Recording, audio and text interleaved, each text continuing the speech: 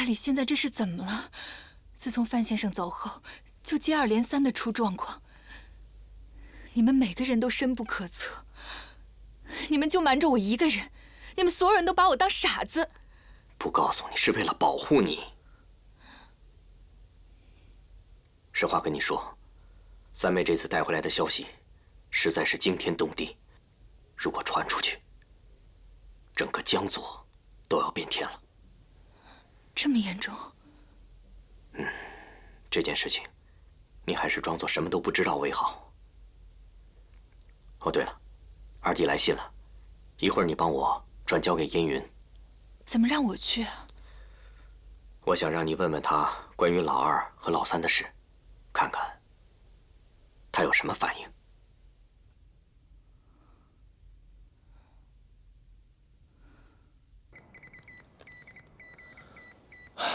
真没想到，父亲居然可以撬动慕容尘这块铁板。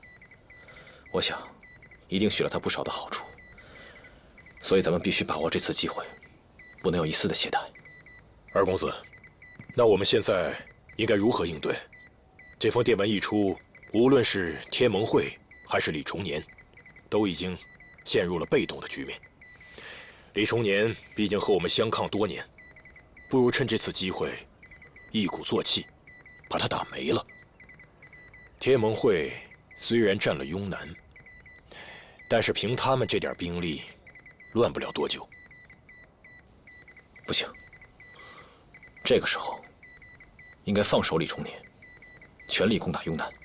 少帅，此事不可大意。如果李重年偷袭咱们怎么办？《孙子兵法》第7计：狂也，非狂也，实其所狂也。无中生有，则由狂而真，由虚而实矣。无不可以败敌，而生，则可败敌。我相信手里这封电报的内容，李重年早就看过了。他现在一定会很担心，这慕容尘会不会渡江？战场上瞬息万变，他多一秒犹豫，咱们就多一分胜算。而且李重年生性多疑，咱们撤得越干净，他就越会相信慕容尘会去攻打益州。林芷，传令下去，主力部队连夜撤回，明天一早全力攻打雍南。是。大嫂，来，快进来，坐。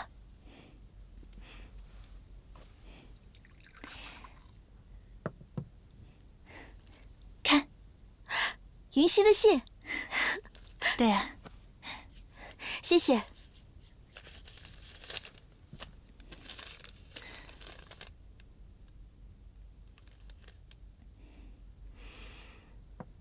信上说什么了？二弟还好吗？他说他很好。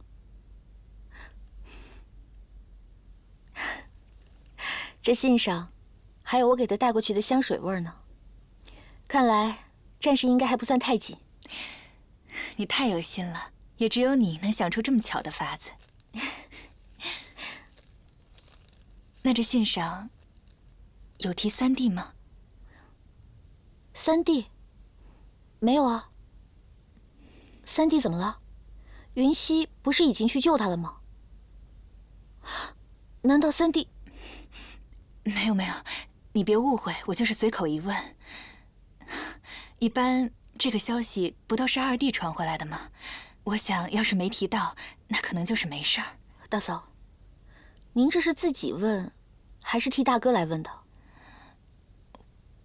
大哥是不是觉得云溪有些事情会隐瞒他，只会跟我说，不会跟他说？没有，你想多了。大嫂，你要是自己问，我就当您是真的关心。可是今日我碰见了秦桑，他阴的阳的跟我说了几句，说什么得不到的就要毁掉。你说这什么意思啊？不行，我要找他问清楚，到底是什么意思。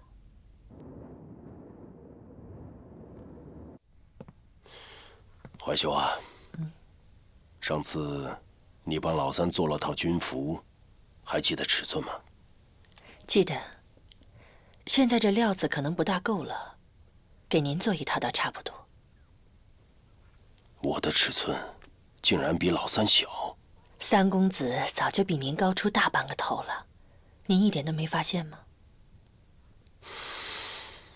平时他在身边，总是觉得他只是个小孩儿，没想到他比我还要高。我今日就让人再送一些布来。您是想要给三公子做什么衣服？寿衣。三公子难道已经……恐怕凶多吉少。大帅，您不要担心，三公子一向聪明，运气又好，一定会没事的。连番2次生死劫，不都过来了吗？聪明是好事，也是坏事。要是他生在一个普通人家，他的聪明能保他一世安稳，也许能做出一番事业。我还记得，他小的时候才到我膝盖，那时候我把所有的严厉都给了老大，把宠爱全都分给了老三。我还经常想起他小时候学我的样子，冲着仆人们发号施令，拿着一把木头枪，骑在下人背上，假装冲锋陷阵。如今他生死未卜，我这个当父亲的，居然不能为他痛哭，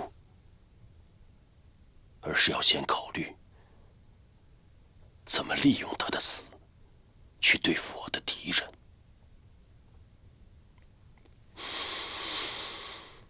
我是不是很没有人情味儿啊？大帅嘴上说的是很冷酷，但你心里还顾念着三公子，又怎么能说是冷漠呢？只怪老三命不好，做了我一级陪的儿子。算了，不跟你说这些，你及早把老三的衣服做出来吧。那三少奶奶的丧服是不是也要备出来？你倒是想得很周到，不过不是准备丧服，直接准备寿衣吧。什么？几天后，看到老三的尸体，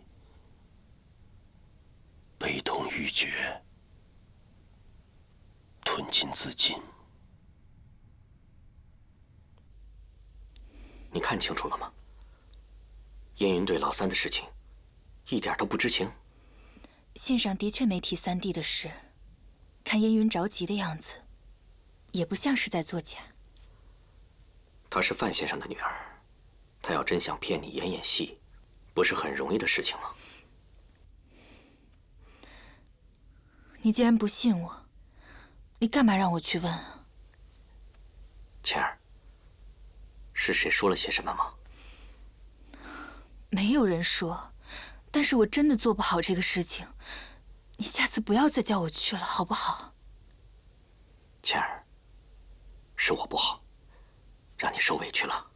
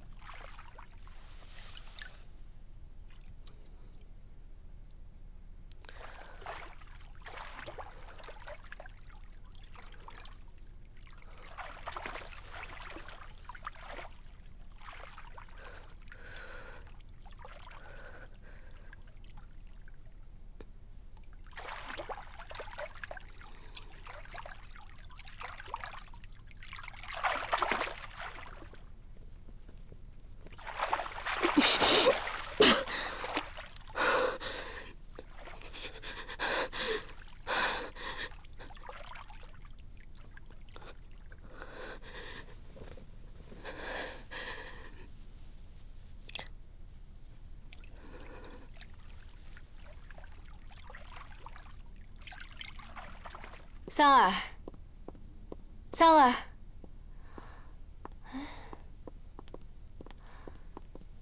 二少奶奶，您怎么来了？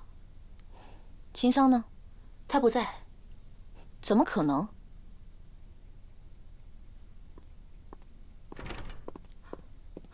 桑儿，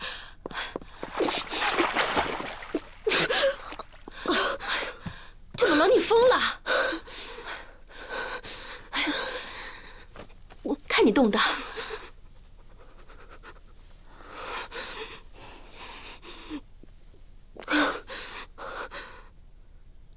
小姐发烧了，有药吗？退烧的西药有，赶紧拿去。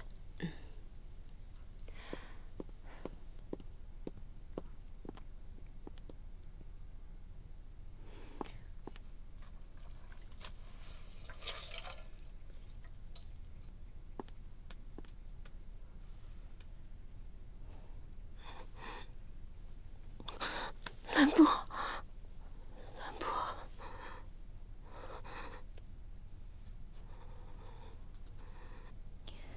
朱妈已经去拿药了。你何苦闹这么一出呢？要是兰坡回来，看见你这半死不活的样子，你还能指望她高兴啊？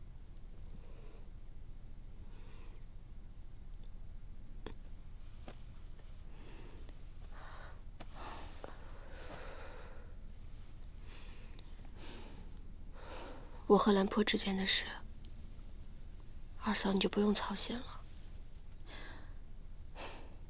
你今天白天跟我说的那些话是什么意思？什么叫得不到的就要毁掉？你走之后，大嫂又到我这儿来，旁敲侧击了半天。你们究竟知道些什么啊？还有，父亲为什么要囚禁你？现在是不是只有我一个人被蒙在鼓里？兰坡，他到底怎么样了？你是真不知道，还是演得太好啊？罢了，父亲不让我说，我不说。二嫂，我祝你和二哥能稳坐一家这条大船，江左风浪大，小心被掀下去。秦桑，你少跟我打哑谜，你到底知道什么都给我说出来。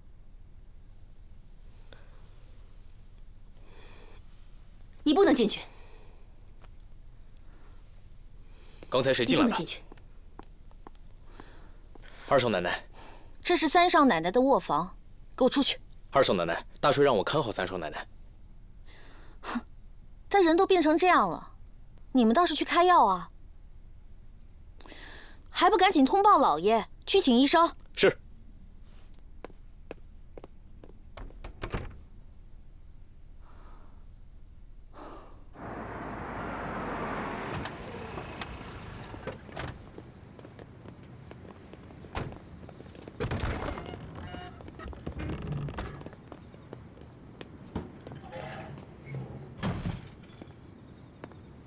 潘先生，又进新犯人了。这大牢还够用吗？最近没少进人吧？这里面之前都关着一些重犯，不过一些顽固分子都已经被处决了，还有一些身份比较敏感、地位比较尴尬的人，还在里头关着呢。好，我进去看看。哎，潘先生，你进去可以，但是你得有北极先生的手令。这北极先生可特意嘱咐过，除了他之外，任何人进出这里都必须得有手令。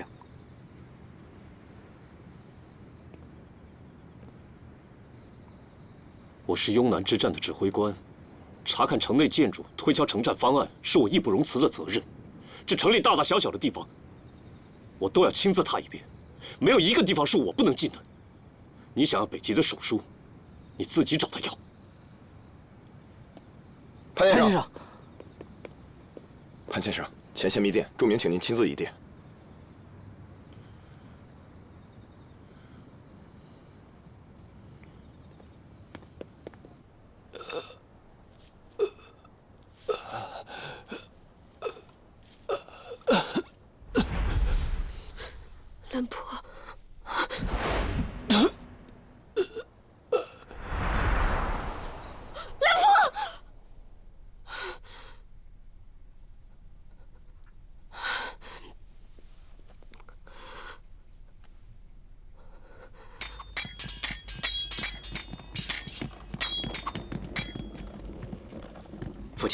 昨晚三妹烧得厉害，士兵怕惊扰了您休息，就汇报到我那儿去了。您放心吧，我已经连夜让大夫给三妹看了病。糊涂！这个时候你怎么能随意让她和外人接触？秦桑治病期间说了什么没有？三妹现在烧得神志不清，连喝药都吞不下去，她还能说什么呢？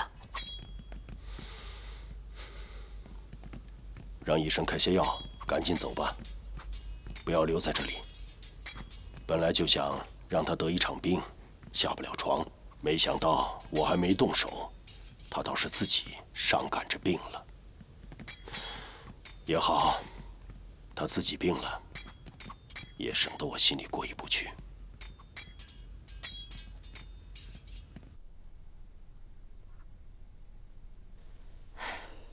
三儿，这都什么时候了，你怎么还跟自己较劲呢？你这是真的要去寻死吗？我就是想知道兰破能不能活下来。父亲不愿帮我去找他，没有人愿意听我说话，我只能靠我自己去试。朱妈，原来掉进湖里那么冷。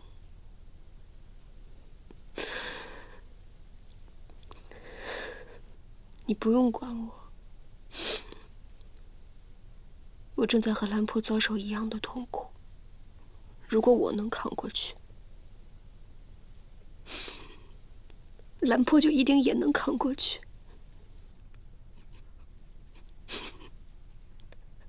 他就一定会回来找我。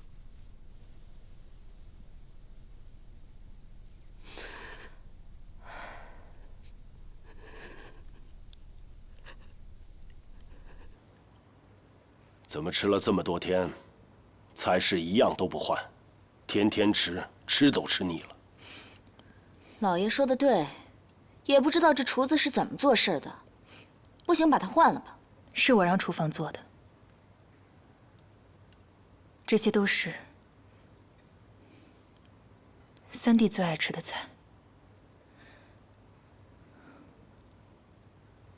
我想着这2天，没准他偷偷跑回来了，给咱们个惊喜。三弟这个人啊，最讨厌就是我们不重视他。他要是突然间回来，看咱们一大家子人坐在这儿吃，又那么丰盛，他一定会不开心的。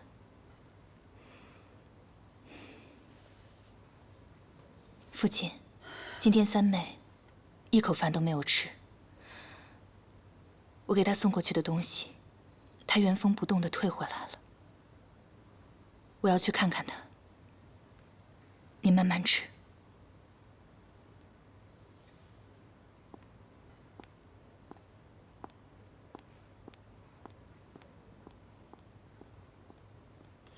老大，这家里连最乖顺的媳妇都给我脸色看了。就是啊，老大，这妻儿现在怎么没大没小的？既然老三喜欢吃，就给老三留着吧。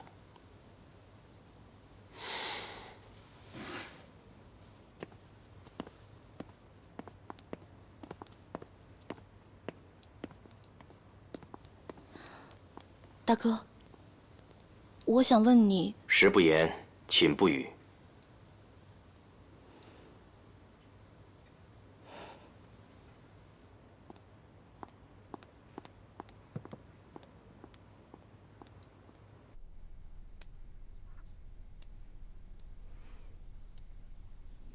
三妹，是胃口不好吗？哎呀，这怎么又烧起来了？早上才好一点，这又烧起来了，怎么办啊？我听说你夜里常常惊悸，吃不好，睡不好。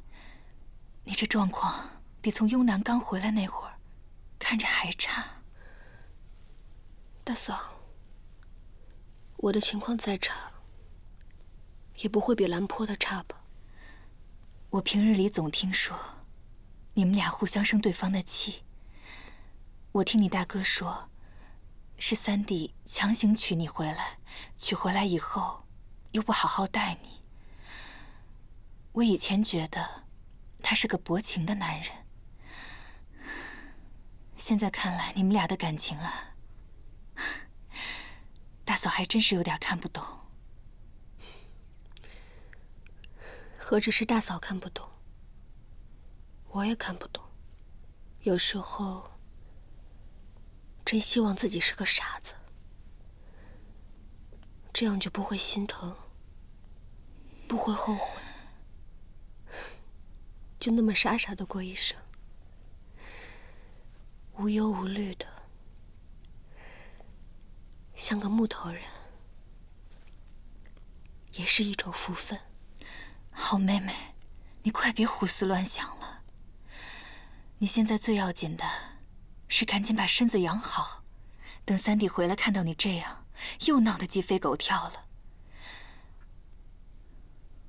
我知道，他表面上那样，但他心里啊，这最担心的就是你。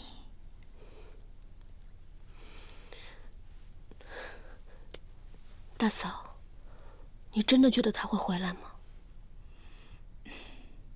我以前也担心，但后来我一想，打我嫁过来之后，也算是看着他长大的。我这个弟弟啊，真是没少给咱家惹祸。可是就算是捅了天大的篓子，他也不怕，他就躲出去，谁也不告诉。刚开始啊，我们还有点生气，可是到后来发现人真的不见了，我们就开始自责的时候。你猜他怎么着？他一下子从背后跳出来，吓你一跳。我跟你说，你啊，千万别担心。你在这里着急，不知道他现在躲在哪儿，偷偷的看着你，吃香的喝辣的呢。大嫂说的对吗？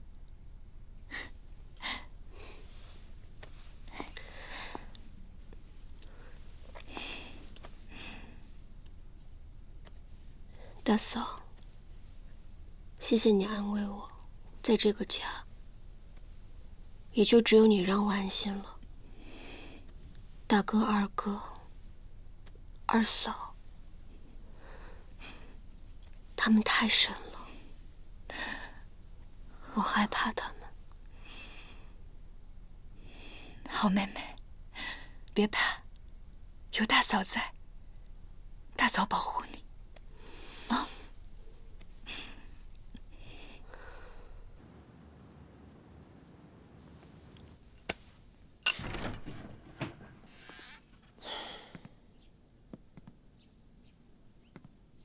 听说程大公子嫌弃我们给你提供的伙食，不敢，只是我身为程府的主人，尚且只有一块烙饼可以吃，不知道客人可以吃什么，心中焦虑，食不下咽而已。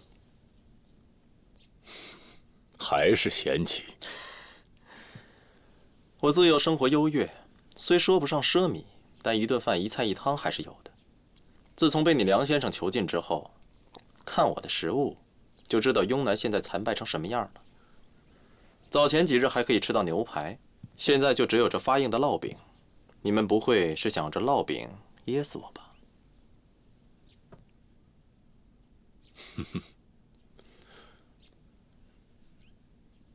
程大公子，雍南战事吃紧，我们2条补给线都被切断了，一般的肉食根本进不来。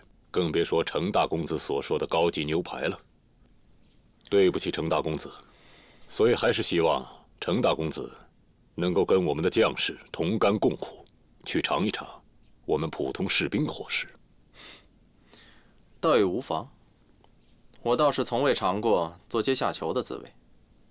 梁先生，我还得多谢你，让程某开眼了。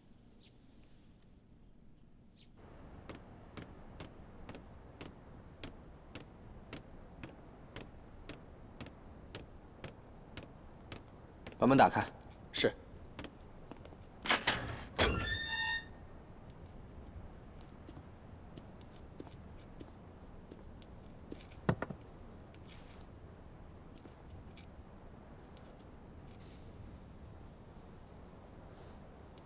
三少爷果然出手不凡，把我们的弟兄都给打伤了。不还是被你们给抓回来了吗？您太谦虚了。不过是流亡的日子不好过，您呐，忍冻挨饿耗损了体力罢了。啊，准备的呀不够丰盛，不知道合不合您的胃口。来，坐。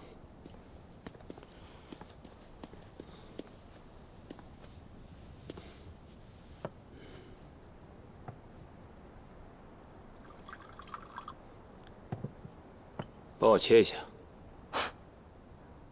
好，衣食无忧的大少爷，来，我伺候你。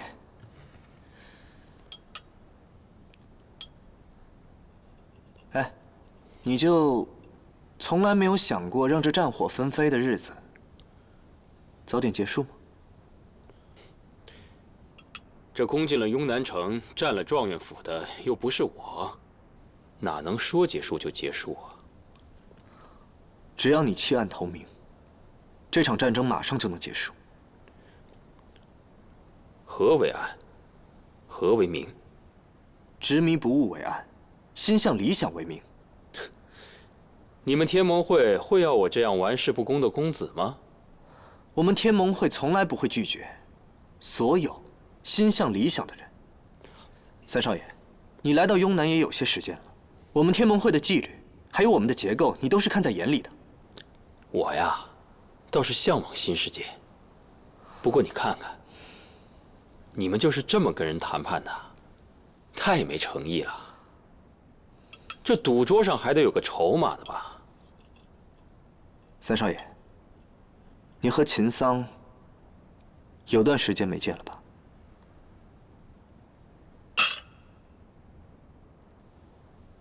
你们是要将我们夫妻二人赶尽杀绝？这就是你们的诚意？我想您是误会了，我们就是想请二位过来聊一聊。这点呢，秦桑小姐倒是比您通情达理多了。你们的邀请方式还真特别。三少爷，您放心，秦桑小姐她比您温顺多了，所以呢，也享受到了应有的。我要见她。现在恐怕见不到她的话，一切免谈。已经晚了一步了。秦桑已经离开雍南了。我为什么要相信你？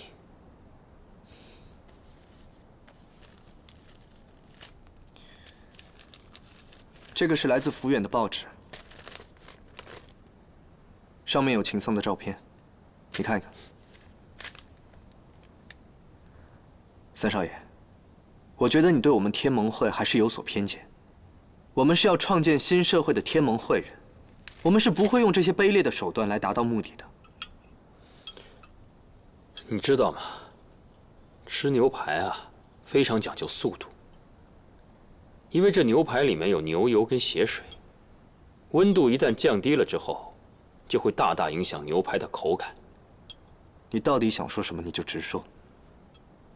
这牛排的选择位置，最好的地方就是牛脊。这块牛排的位置不错，但就是肉质太差了。想必雍南战事紧张，连好的食材都找不到吧？不过多亏你们的厨师身手不凡，用酱汁的鲜香弥补了食材本身的不足。这雍南原先富甲一方，可自从你们占领了此地，连块好的食材都找不到。你说我放着好好的少爷不做，干嘛跟你们趟这趟浑水呀？啊？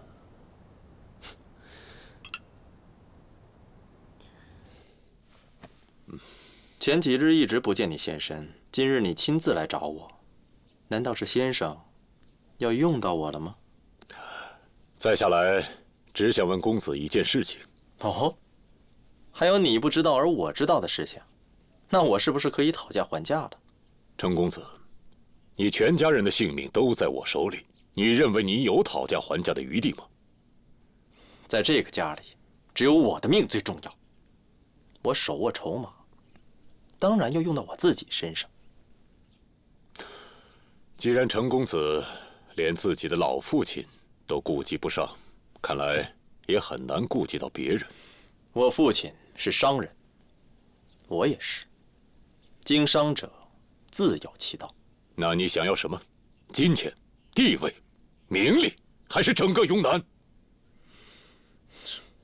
不，都不是。我是要你们天盟会夺取天下。恐怕没有那么简单吧？就这么简单。当今天下军阀混战，我们商人可以从中获利，但也可能吃大亏。就这2年战乱，我们程家就有2家工厂被关停，流失的工人更是不计其数。最安全的地方就是雍南，但是如果只在雍南办厂，我们这辈子都走不出去。我们程家虽然老派，但是真金白银又岂有新旧之分呢？今日若是你我达成协议，我程允之定会鼎力相助。将来有一日，你们赢得了这场战争，定会鼓励办厂，开放通商。到时候我们程家还怕分不到一杯羹吗？程大公子果然是商业巨贾，有远见，有预谋，有情趣。那梁先生，意下如何呀？既然程大公子给我抛出了橄榄枝，我岂有不接之道理？好，那梁先生，您现在有什么问题可以问了。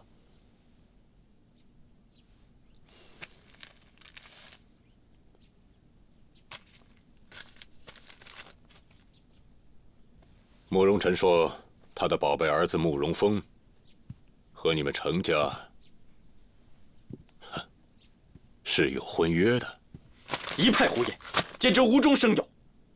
慕容晨是怎么趟进这个浑水的？难道他也想来我们雍南分一杯羹？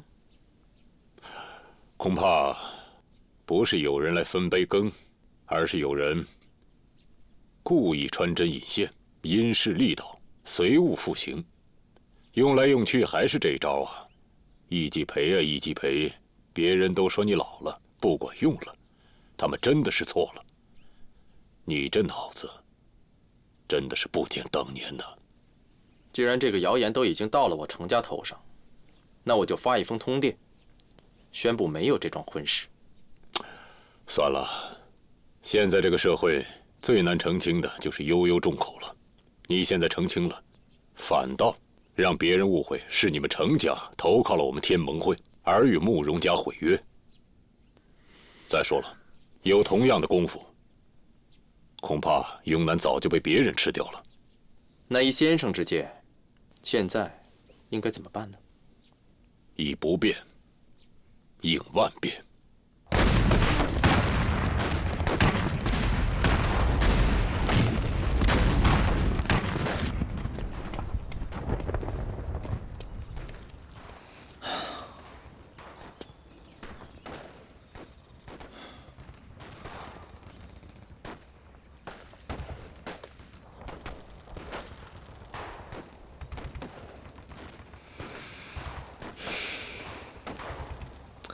又冒出一队天盟会的人马，看着阵仗，听着动静，应该是他们的精锐之师。发令下去，机枪营、炮兵营就地布防。少帅，前锋2营已经拖住了幽南城东北角的守军。很好。所谓实则为之，武则攻之，备则分之。若敌，则可战之；若不敌，则可避之。我一连胜啊，偏偏不闪不避，就在这等。传令下去，让炮兵营把这支精锐之师给我拦腰折断，让机枪营就地布防。一旦进入射程，不要给我吝惜子弹。是。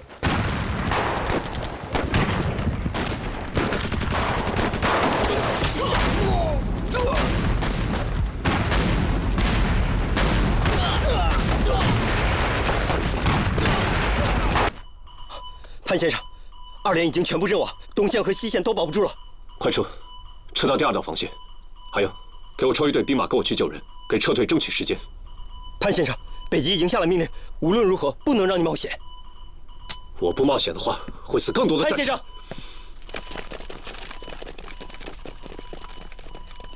大家分头行事。是。走。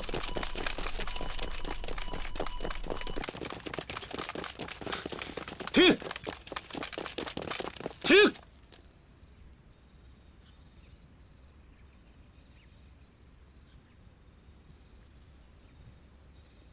你们是哪里撤下来的士兵？报告，我们是从东线撤下来的，我们实在打不动了。天盟会每个人都认识我，你们见到我连我的名字都报不出来，你们分明就是伏军假扮的。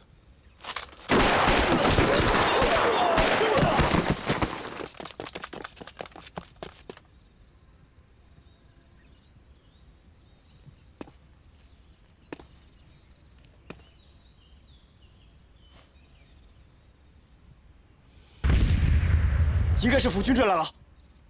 撤！走。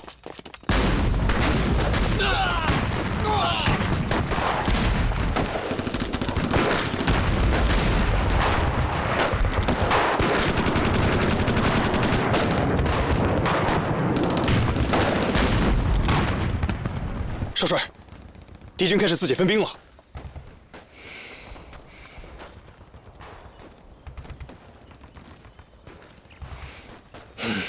这是想围魏救赵啊！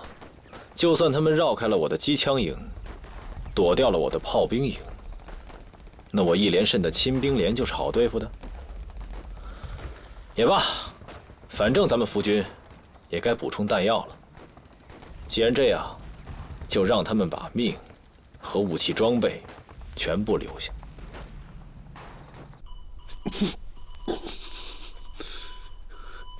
义连慎攻到哪儿了？已经撕破外围防线，距离雍南只有30里了。立刻通知第2层防线，按预定计划侧翼夹击义连慎。来不及了，恐怕此时义连慎已经攻破了你的第2层防线了。那是我指挥失误，拖累了整个南方军。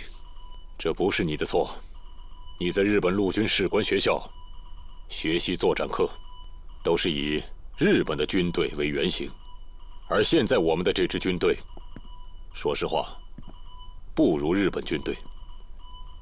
我们都是因为军阀意志而统一规划到我们旗下，没有经历过统一训练。而义连慎的部下，他们训练有素，无论从组织还是规划，都整齐划一，甚至连行动的步伐都是一致的。你主动出击，如何挡得过呀？是我对军力和战力都判断失误，仍然是我的责任。现在不是你认错的时候。现在我已经把我军的弱点都说出来了。我们现在的关键是，只能守而不能攻。以你的判断，他们何时能突破我们的第3层防线？第3层防线是善战之时，加上地利，起码能守5天。我可以布下疑兵，扰乱他们的判断。就按3天计算，这也是最坏的打算。3天之后，我军要撤出雍南城，一定要尽力拖住义连慎的军队。义连慎的军队作战能力强，行动起来那也是没有任何的破绽。义连慎把他的手下训练得像是一台杀人机器，机器是没有倦怠的，也不会被干扰。所以义连慎眼中只有雍南城，任何的干扰都无法阻止他前进的步伐。既然无法攻心，那么我们就找到这台庞大机器的弱点。他们的弱点在哪儿？义连慎的部队是炮兵、骑兵和步兵联合作战，那么这支部队行动起来速度肯定不一样，动起来容易脱节。那么我们的第2层防线一旦攻破以后，我们一定要逼着义连慎，让他的部队动起来。一旦动了，他的短板就容易露出来。你来看，这些都是他的关节所在。即使义连慎用兵如臂使指，他也无法改变他的关节。这几处用兵，就可以使他分筋错骨。我倒是也知道义连慎的弱点。哦，梁先生不是已经把他关在雍南大牢里了吗？你见过他？以他做筹码，要挟义连慎退兵，他难道不退吗？梁先生放着一个事关我军千百人性命的筹码不用，到底在顾虑什么？